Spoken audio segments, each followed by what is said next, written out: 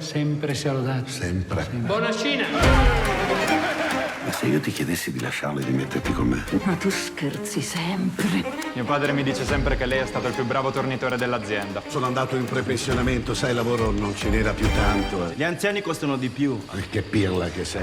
Senti più dall'orecchio sinistro o dal destro? Sì, benissimo. Senti papà, io e Chicco volevamo dirti una cosa. Mi devo preoccupare? Sì. Mamma! La se spusa l'Emilia, te capì? Quanto mi può costare secondo voi tutto? È che non vedevi l'ora, Antonio. Tira fuori sti soldi, che c'è una figlia sola. Quanto tempo ci vuole per avere 30.000 euro sul conto? Io vedo che le sue azioni viaggiano vere spiegate.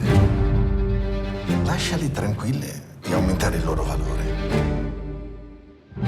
Posso vedere la mia situazione adesso? Sono soldi miei, non le pare? No, devo chiederle di passare un'altra volta. Tu non hai investito i tuoi risparmi in azioni.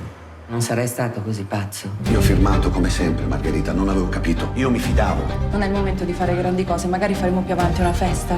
Che dici? Possiamo fare a meno di tante cose, ma non del matrimonio di mia figlia. Io non ho mai messo niente in azione, non sapevo niente di azioni. Io mi fidavo, mi sono sempre fidato.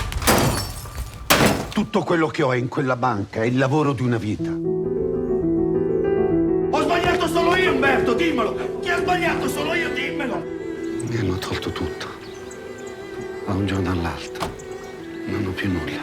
Ti sei occupato di me tutti i giorni della tua vita per 27 anni, adesso posso aiutarti? Tranquilla, dai, stai tranquilla, sia giusta. Evviva! Evviva! Evviva! Ti ricordi come rideva l'Emilia col gioco del matrimonio?